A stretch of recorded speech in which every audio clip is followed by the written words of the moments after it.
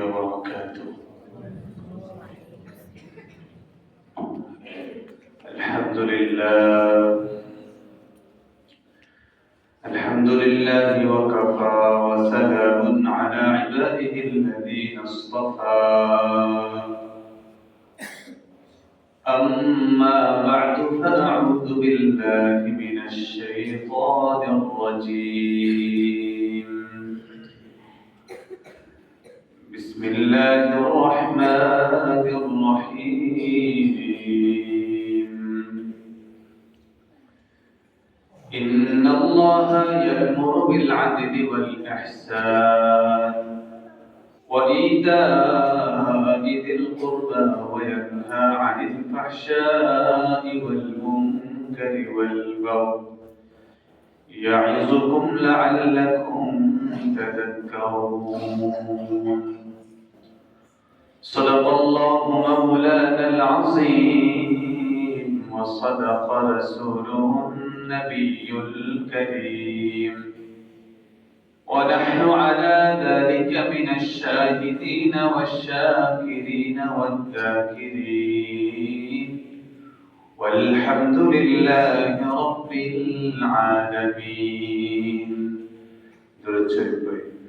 اللهم صل على محمد وعلى آل محمد كما صليت على إبراهيم وعلى آل إبراهيم إنك حميد مجيد. اللهم بارك على محمد وعلى آل محمد كما باركت على إبراهيم وعلى آل إبراهيم إنك حميد مجيد. মুআজ্জাজ মুহতারাম সম্মানিত মুসল্লিয়ানে কেরাম, আজিজ তালাবা, প্রিয় যুবক ভাইরা, পর্দার অন্তরালে থাকা শ্রদ্ধেয় মা ও বোনেরা, আল্লাহ পাকের দরবারে অসংখ্য অগণিত শুকরিয়া, যিনি আমাদেরকে শুক্রবার দিন আগে আগে মসজিদে আসা বসার তৌফিক দিয়েছেন। সকলেই বলি আলহামদুলিল্লাহ। কোরআনে কারীমের এক সুপরিচিত আয়াত নিয়ে আমাদের বিগত 2 সপ্তাহেও আলোচনা হয়েছে। আজকেও ইনশাআল্লাহ ওই আয়াতের উপরেই কিছু আলোচনা করার চেষ্টা করব। আল্লাহ তৌফিক দান করেন। সমস্ত নবী রাসূলকে আল্লাহ তাআলা পাঠিয়েছেন দুটো দায়িত্ব নিয়ে। একটা দায়িত্ব হচ্ছে তাওহীদ পৃথিবীতে প্রতিষ্ঠা করা, এটা সমস্ত নবীদের কাজ। দ্বিতীয় কাজ ছিল সৎ কাজে আদেশ, অসৎ কাজে নিষেধ করা। এই মৌলিকভাবে 2 কাজ সমস্ত নবীদের উপরই আল্লাহ তাআলা পাঠিয়েছেন। কখনো কখনো কিছু কিছু নবীকে আল্লাহ তাআলা রাসূলও বানিয়েছেন, তাদেরকে রিসালাত দিয়েছেন, তাদের আলাদা শরীয়ত হয়েছে। আবার অনেক নবী এমন আছেন যারা আরেকজন নবীর শরীয়তের উপরেই কাজ করেছেন। যেমন মুসা পয়গম্বরের শরীয়তের উপরেই হারুন আলাইহিস সালাম কাজ করেছেন। এভাবে করে করে অনেক নবীদের অনুসারী অন্য নবীরা তারা তাদের শরীয়ত নিয়ে কাজ করেছে।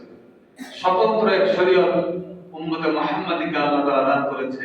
এই কোরআনের মাধ্যমে নতুন শরীয়ত এসে পৃথিবীর সমস্ত পূর্ববর্তী রিসালাতগুলোকে, তার বিধানকে আল্লাহ তাআলা নষ্ট করে দিয়েছে। যেদিন থেকে উম্মতে মুহাম্মাদের শরীয়ত চলে আসছে, এই কোরআন নাযিল হওয়া শুরু হয়েছে, সেদিন থেকেই উম্মতে মুহাম্মাদের নতুন শরীয়ত প্রতিষ্ঠিত হয়েছে পৃথিবীতে। আজকে সংকটটা আমাদের কোথায়? মুসলমানের মুসলিম সংকট আজকে রাজনৈতিক কোন দলে না। মুসলিম সংকট রাষ্ট্রীয়ভাবে আমি বাংলাদেশি, অমুকে ভারতী দেশ হিসেবে না।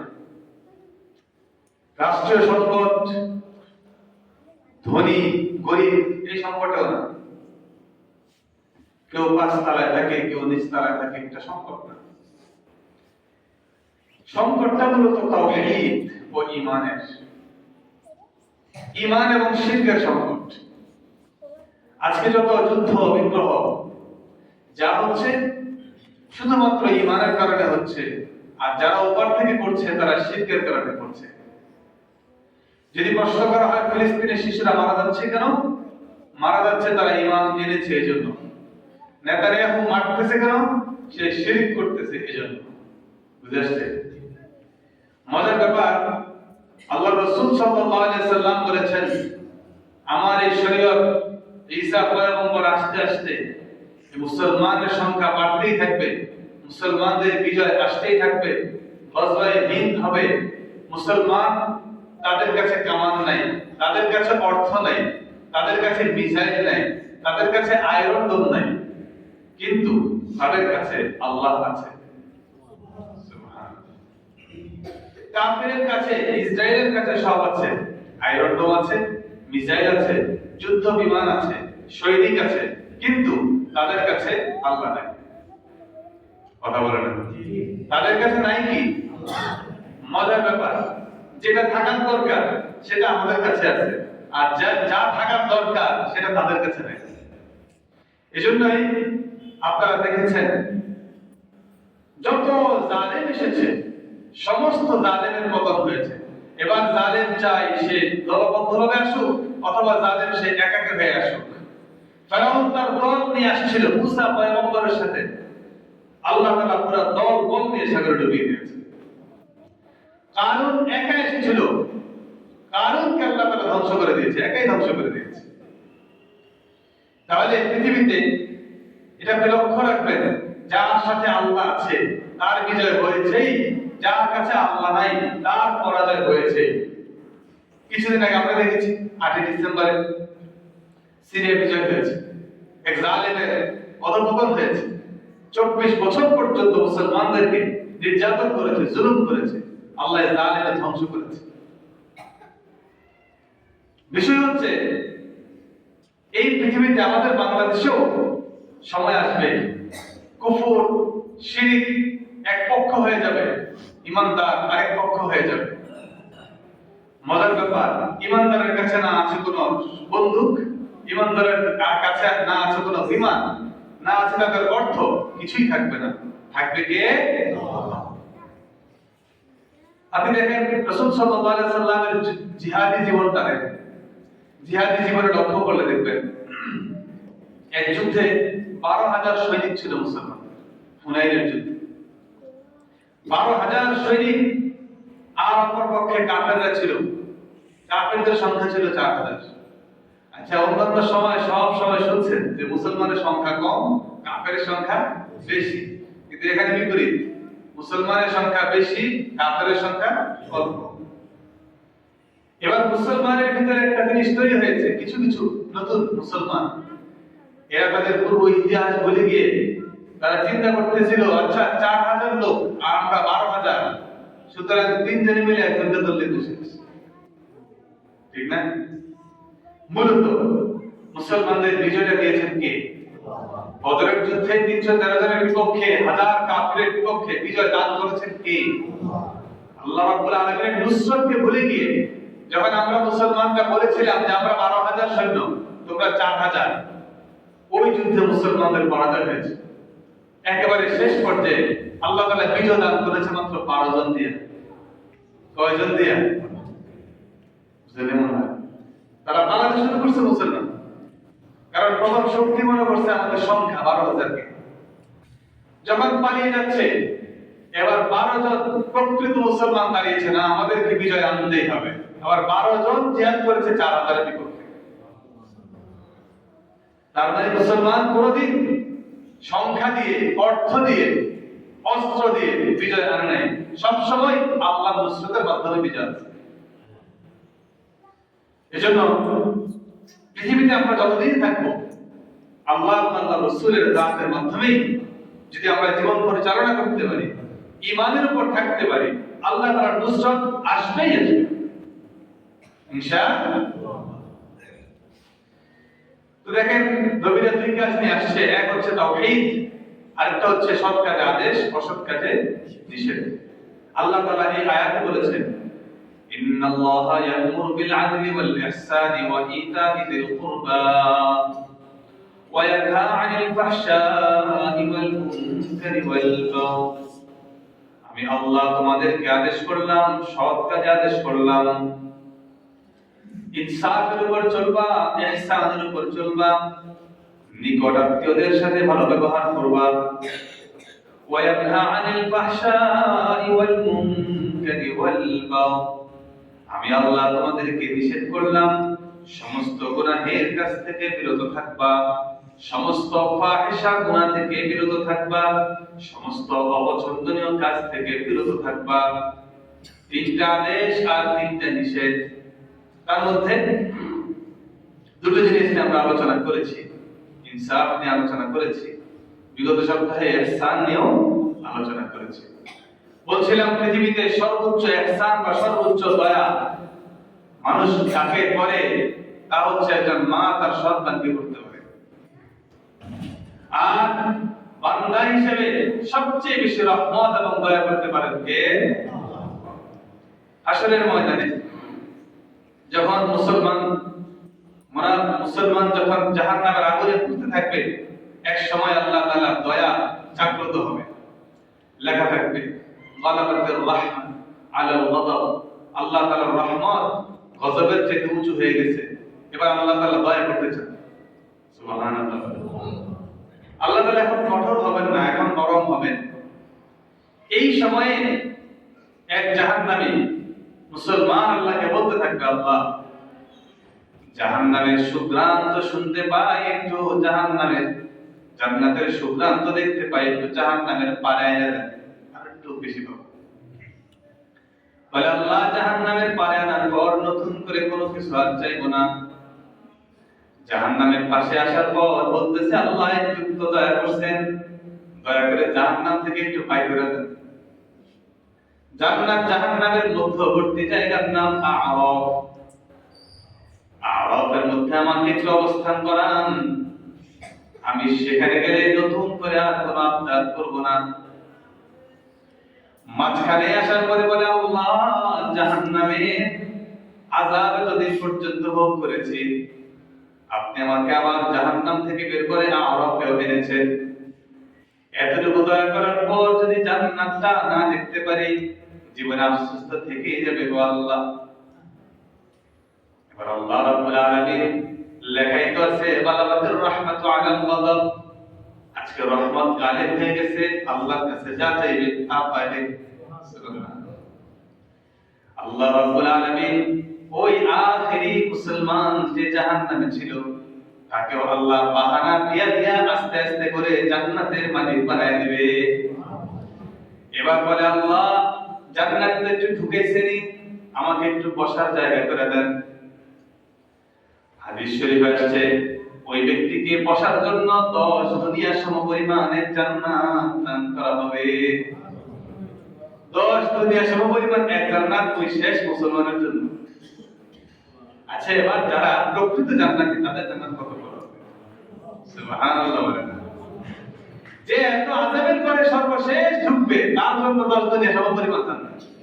কিন্তু যারা আগেই বিনা হিসেবে যারা জান্নাত, সুবহানাল্লাহ, তাদের চেয়ে কি হবে আল্লাহ। এজন্য মুসলমান আমাদের জীবন, আমাদের ঈমান বিক্রি হয়ে গেছে। ইন্নাল্লাহ আশতারা মিনাল মুমিনিনা আনফুসাহুম ওয়া আমওয়ালাহুম বিআন্না লাহুমুল জান্নাহ। আল্লাহ রাব্বুল আলামিন বলেন, তোমরা তোমাদের ঈমানকে সাজাও আর ঈমানকে আমি জান্নাতের বিনিময়ে ক্রয় করব। তুমি ঈমানের বিক্রেতা হবা, আমি ঈমানের ক্রেতা হব। সুবহানাল্লাহ। মনে রাখবা, আমি আল্লাহর সাথে যদি ব্যবসা করো, তিজারাতাল লান তাকুর, কোনদিন তোমার ব্যবসায় লস হওয়ার কোনো সম্ভাবনা নাই। দুনিয়ার মানুষ তোমাকে ধোঁকা দিতে পারে, তোমার শেয়ার হোল্ডার তোমাকে ধোঁকা দিতে পারে, বাড়ির মালিক তোমাকে ধোঁকা দিতে পারে, ক্রেতা তোমাকে ধোঁকা দিতে পারে, কিন্তু যখন ব্যবসায়িক চুক্তিটা আমি আল্লাহর সাথে হবে, মনে রাখবা শুধু লাভ হবে, লসের কোনো সম্ভাবনা নাই। এজন্য আল্লাহর সাথে ব্যবসা করার চিন্তা আজকে থেকে নিয়ত করে রাখে, আমার এই ঈমান বিক্রি করব কার কাছে? সবাই বিক্রি করব কার কাছে? আল্লাহর কাছে বিক্রি করব। এই নিয়ত আমরা দুনিয়াতে এখন থেকেই করব। খবরদার কোনো মাজারে গিয়ে এটা বিক্রি করে দিব না। পারবেন তো ইনশাআল্লাহ? কোন বাবার পায়ে গিয়ে বিক্রি করে দিবেন না। পারবেন তো ইনশাআল্লাহ? কোন পীর মুরিদকে বাবা বলে ডাইকা তাকে সেজদা করে কপালকে নষ্ট করে ঈমান হারা হওয়া যাবে? ঈমান আমরা বিক্রি করব? ঈমান দিব কাকে? পারবো তো ইনশাআল্লাহ? আমাদেরকে খাওয়ান কে? আমাদেরকে পড়ান কে? আমাদের সবকিছুর অধিকার কার কাছে? সব সময় শিরকের ব্যাপারে সচেতন থাকা চাই, কারণ আল্লাহ তাআলা শিরকের গুনাহ মাফ করবেন, এছাড়া বাকি সমস্ত গুনাহ। আজকে নেতানিয়াহু এত শিশু মেরেছে, এত মুসলমানকে মেরেছে, তার জন্য এখনো সুযোগ আছে, সে যদি এখনো তওবা করে ফিরে আসার সুযোগ আছে। বুঝলেন? মানে সুযোগ আছে। যত জালেম, যতই গুনাহ করুক, হায়াত এখনো আছে, তার যদি বুঝে আসে তাহলে তার সুযোগ আছে ফিরে আসে। কারণ হচ্ছে হাসরের ময়দানটা কেমন? ফাকাইফা তাতাকুনা ইন কাফারতুম, যেন কেমন হবে হাসরের ময়দানে ভয়াবহ অবস্থা দেখে একটা ছোট্ট শিশু বৃদ্ধ হয়ে যাবে, ছোট্ট শিশু বুড়া হয়ে যাবে, এই ভয়াবহতা দেখে। সূরা হাজে আসছে, ইয়া আইয়ুহান নাসু তাকু রাব্বাকুম ইন্না যালজালাতাস সাআতি শাইউন আযীম। মানুষ শোনো, আল্লাহকে ভয় করো, কারণ ইসরাফিল যখন সিংহায় ফুৎকার দিবে আযাবটা বড় কঠিন হবে। ইয়াউমা তারাউনাহা তাযহালু কুল্লু মুরদিআতিন আম্মা আরদাআত, যে মা তার সন্তানকে দুগ্ধ পান করাচ্ছে, ইসরাফিলের সিংহায় ফুৎকার দেওয়ার পর সন্তানকে ফেলে দিয়ে মা দৌড় দিবে, পালিয়ে যাবে। وتضع كل حمل حملها وترى الناس سكارى وما هم بسكارى, যে মা তার গর্ভে সন্তান রেখেছে ভয়ে সন্তানকে রাস্তায় প্রসব করে দিবে। এই কষ্টগুলো, এই আযাবগুলো আসবে। ইয়াওয়াদুল মুজরিমু লাউ ইয়াফতাদি মিন আযাবি ইয়াউমিইযিন বিবানি, জাহান্নামী সেদিন বলবে, আল্লাহ আপনি আমাকে জাহান্নামে ফেলেন না, আমার আব্বাকে ফেলেন, আমার আম্মাকে ফেলেন, আমার সন্তানকে ফেলেন, আত্মীয়-স্বজন 14 গোষ্ঠীকে ফেলেন, সবাইকে পালায়া আমাদের বাঁচান। জাহান্নামে বলবে। যে বাবা মা সন্তানকে এখন জাহান্নামী বানাচ্ছেন, আপনার সন্তানই আপনাকে বলবে, আপনার বিপক্ষে বলবে। তো মনে রাখবেন, আমরা আমাদের ঈমানের দৌলতকে কখনোই কোনো শিরকে লিপ্ত করব না। পারবো তো ইনশাআল্লাহ? শিরক দুই প্রকারের হয়, একটা হচ্ছে বড় শিরক, আর একটা হচ্ছে ছোট শিরক। বড় শিরকটা হচ্ছে আল্লাহ তাআলার যে গুণাবলী, এই গুণাবলীর সাথে অন্য কোন সত্তাকে সেই গুণাবলীতে বিশ্বাস করা, এটা হচ্ছে শিরক, বড় শিরক। এটার সাথে সাথেই ঈমান ধ্বংস হয়ে যাবে। 2 নাম্বার ছোট শিরক, আমরা অনেক ইবাদত বন্দেগী করি লোক দেখাবার জন্য, ঠিক না? দেখানো ইবাদত, দেখানো নামাজ, দেখানো দান, দেখানো রোজা। আমার কাছে গত সপ্তাহে এক মহিলা আসছে, আপনাদের এলাকার 2 জন মহিলা আসছে। আসার পর বলতেছে, গত 15 তারিখে আমার বোন মারা গেছে। মহিলার বোন মারা যাওয়ার পর 14 দিন পরে স্বপ্নে দেখছে তার বোনকে কবরের মধ্যে বসাইছে। ফেরেশতা তাকে প্রশ্ন করছে, তোর রব কে? মহিলা বলতেছে, আমি জানি না।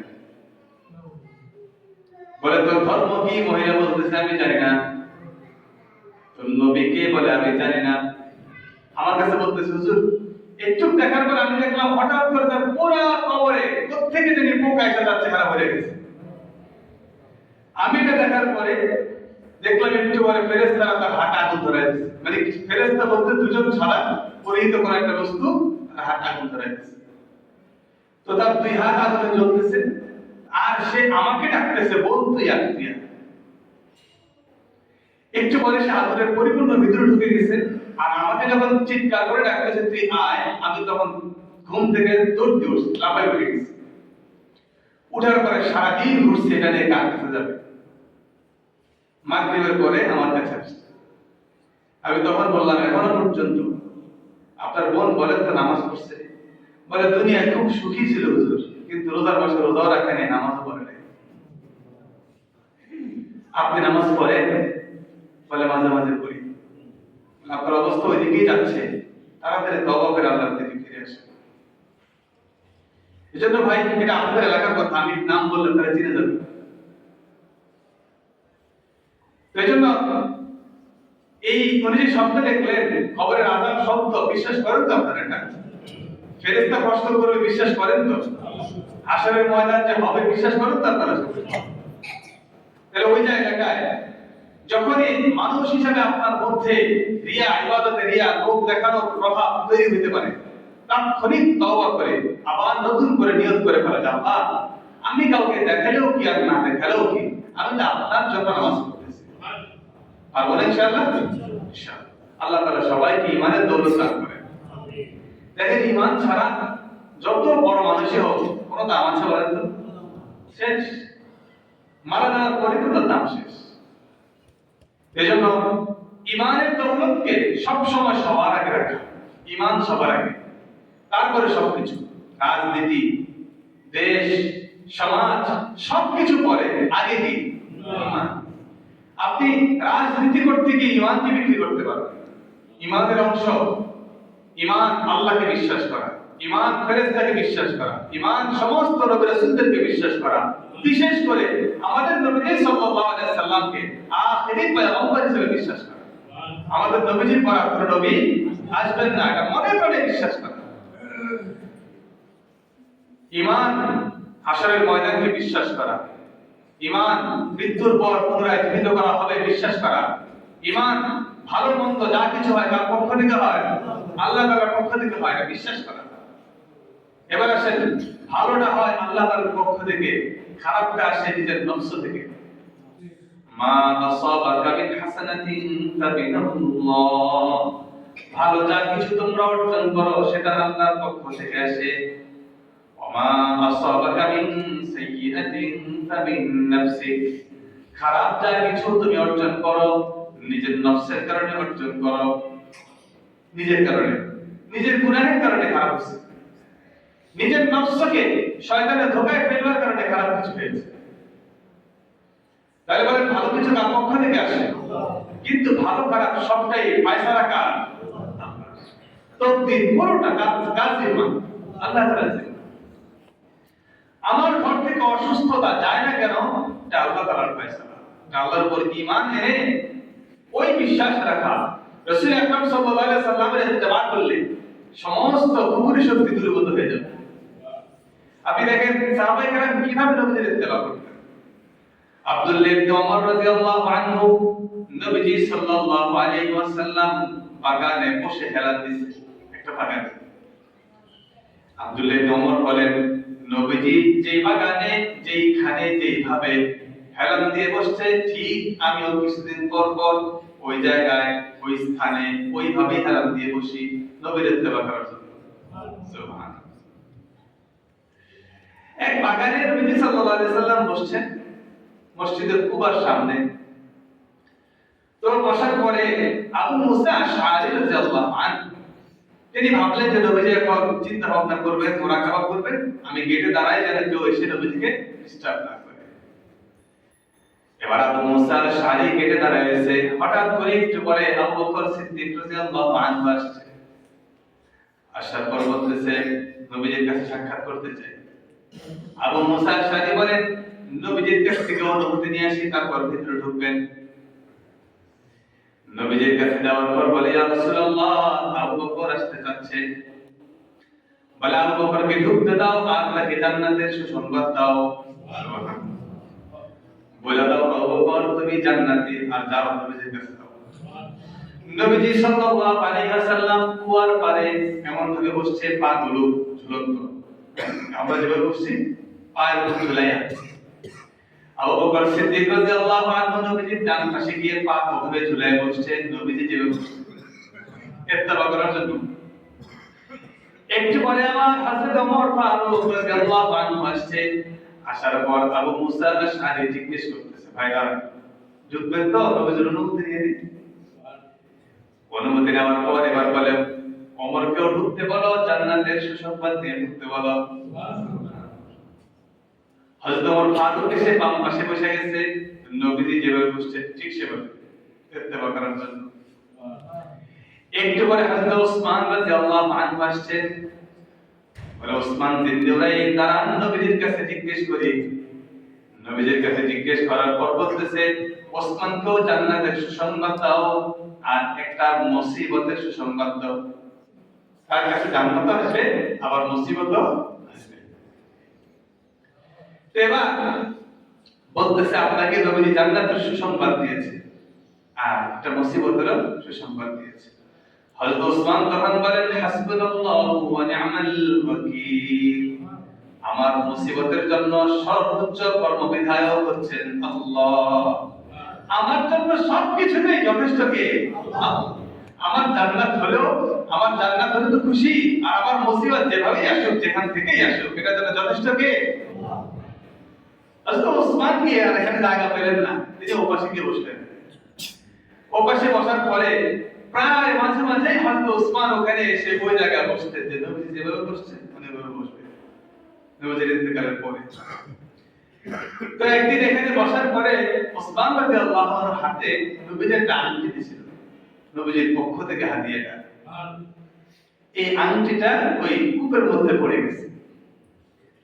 ওই কূপে আংটিটা যেহেতু নবীজির দেওয়া আমানত, অনেক খুঁজছে কিন্তু পায় নাই।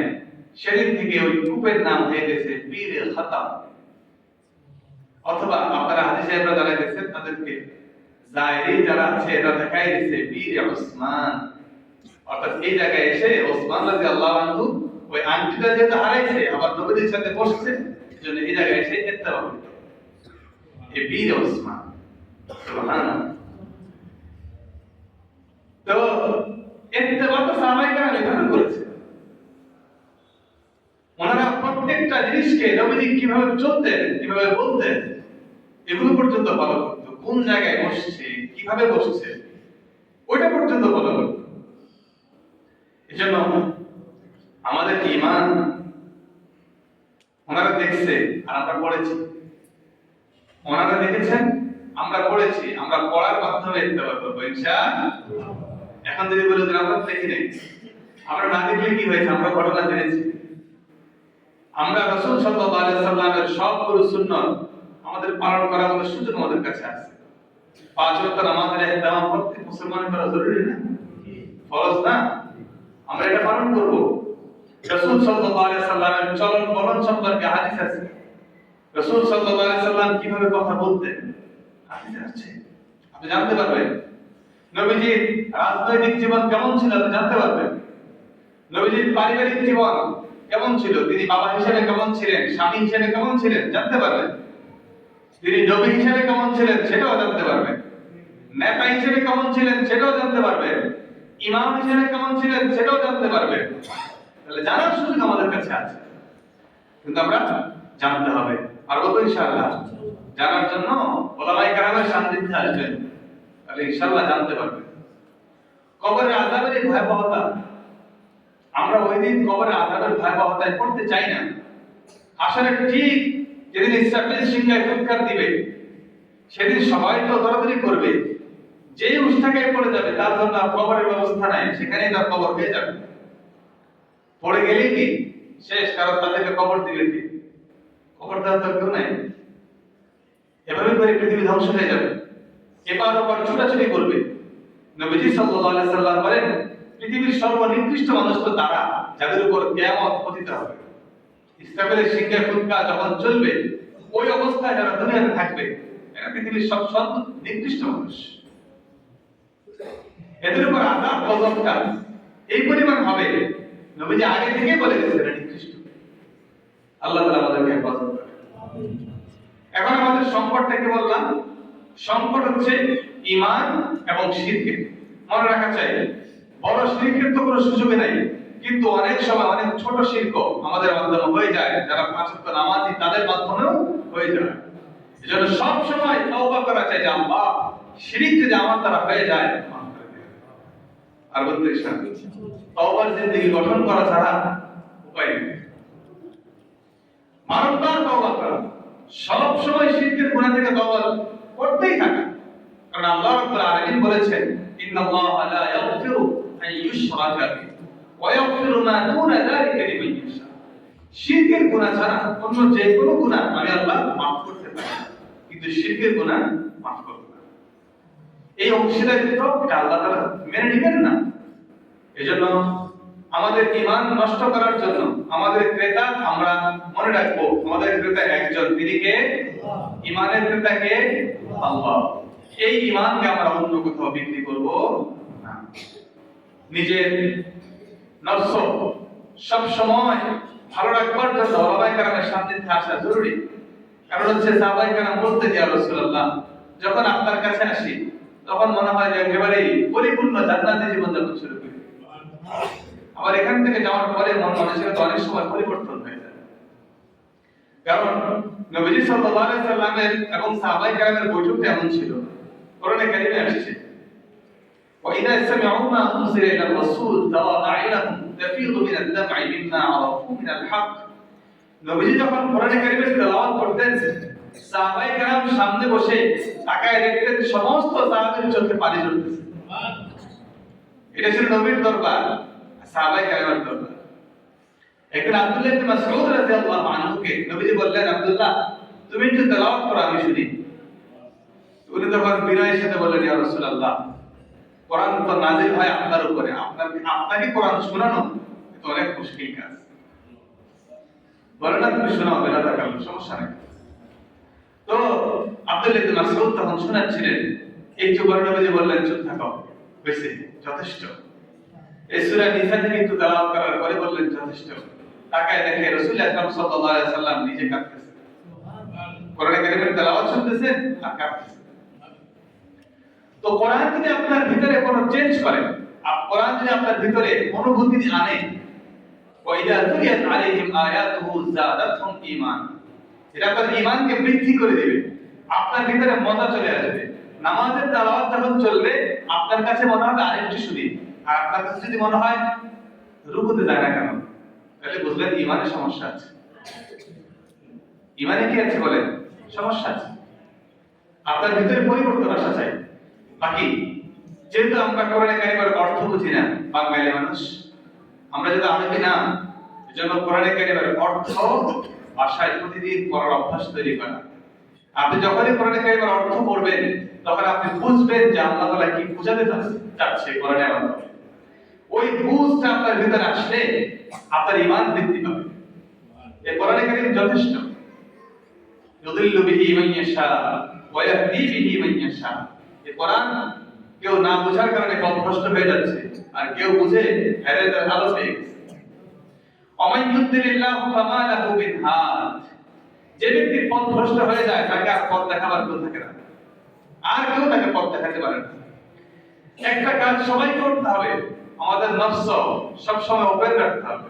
যে কোনো সময় আমার এই পক্ষে কোরআন আসতে পারে, দ্বীন আসতে পারে, ইসলাম আসতে পারে, কারোর কথায় আমি ঈমান আনতে পারি, এটা সব সময় খোলা রাখা চাই। যারা এটাকে বন্ধ করে রাখে যে হুজুরতে কত বেশি বলে, জুমাতে কত বেশি হয়, আপনি উঠলেন চলে গেলেন, আপনার ভিতরে কোনো পরিবর্তন আসবে না।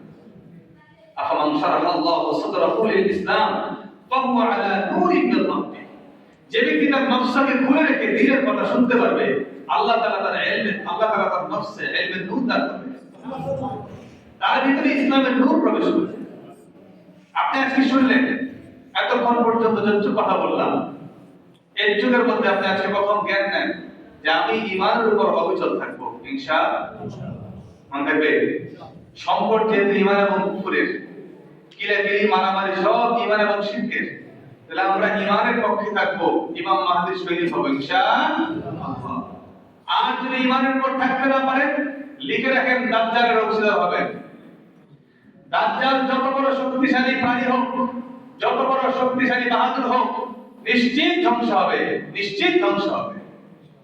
কিন্তু ঈমানের সাথে যারা থাকবে, ইমাম মাহদীর সাথে যারা থাকবে, রাসূল সাল্লাল্লাহু আলাইহি সাল্লামের সঙ্গী যারা হবে, এদের হাসর নাসর নবীজির সাথেই হবে ইনশাআল্লাহ। আল মারউ মা'a মান আহাব্বা। নবীজি বলছেন হাসরের ময়দান তখন তোমরা বুঝে আসবে কার বন্ধু কে।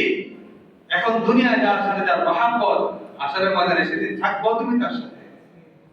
এবার আপনার ইহুদি নাসারার সাথে বন্ধুত্ব থাকবে, হাসরের ময়দান আপনার হাসর নাসর হবে ইহুদি নাসারার সাথে। আলেমের সাথে সম্পর্ক থাকবে, আপনার হাসর নাসর হবে আলেমের সাথে। এজন্য আপনি আপনার জিন্দেগি নিয়ে ফিকির করা চাই। আমাদের মুসলমান সবচেয়ে বড় সমস্যা হচ্ছে গাফেল। সবাই জানে নামাজ ফরজ, সবাই জানে নামাজ পড়তে হয়, কিন্তু গাফলতির কারণে পড়ে না। কিন্তু মজার ব্যাপার হচ্ছে আল্লাহ তাআলা জাহান্নামীদের যত কারণ বলেছেন, একেবারে সর্বশেষ কথা বলেছেন উলাইকা হুমুল গাফিলুন, এরা জাহান্নামী হওয়ার সবচেয়ে বড় কারণ তারা গাফেল। আচ্ছা পড়বো, আচ্ছা সামনে আগামী জুমা থেকে ভালো হয়ে যাব, আচ্ছা না রমজান থেকে ভালো হয়ে যাব। আপনি এমন করতে করতে আপনার কাছে মওত চলে আসছে, ভালো হওয়ার সুযোগ হয় না। এজন্য কিছু কঠিন সিদ্ধান্ত গাফলতি না করে তৈরি করা চাই। আপনি ফজর কত বছর পড়েন নাই আপনি জানেন না? ফজর যে পড়তে হয় এটা যে মুসলমানের বিধান আপনি জানেন না। তাহলে আপনি পারেন যদি একটা সিদ্ধান্ত নিতে, কঠোর সিদ্ধান্ত যে আমি 5 ওয়াক্ত নামাজ পড়বই ইনশাআল্লাহ। যারা বেনামাজি থেকে নামাজি হয়েছে এদের একটা মাত্র কারণ, তারা গাফলতি ছেড়ে দিয়ে একটা সিদ্ধান্ত নিয়েছে, ঠিক নেই? তারা শুধুমাত্র গাফলতিকে ধ্বংস করেছে, আর একটা সিদ্ধান্ত নিয়েছে আমি দ্বীন মানবো, ইসলাম মানবো, বাস তারা জামাতে নামাজ পড়তেছে। এরা ভালো হয়ে গেছে, এরা মুসলমান হয়ে গেছে, প্রকৃত মুসলমান হয়ে গেছে। এজন্য ভাই যারা নামাজ পড়েন না এখনো, গাফলতিকে ধ্বংস করে দেন, আর আল্লাহ তাআলার বিধান মানার মতো বান্দা, যে আমি নামাজ পড়বই, আল্লাহর বিধান মানবই, এই সিদ্ধান্ত গ্রহণ করেন। এই দুটো কাজ করলে ইনশাআল্লাহ আমরা ইমানদারের পক্ষেই থাকবো, ইমানের সাথেই থাকবো। আমাদের মৃত্যু ইনশাআল্লাহ ইমানের উপর হবে ইনশাআল্লাহ। আল্লাহ তাআলা ইমানের জিন্দেগি নসিব করে দেন, হেদায়েতের জিন্দেগি নসিব করে দেন। আমাদের সবাইকে ঈমান ও হেদায়েতের উপর অবিচল থেকে মৃত্যুটা যেন আল্লাহ রাসূল সাল্লাল্লাহু আলাইহি সাল্লামের শাফাআতের যোগ্য যেন হয়, এমন ঈমান আমাদের সবাইকে দান করেন। ওয়া আখিরু দাওয়ানা আলহামদুলিল্লাহি রাব্বিল আলামিন।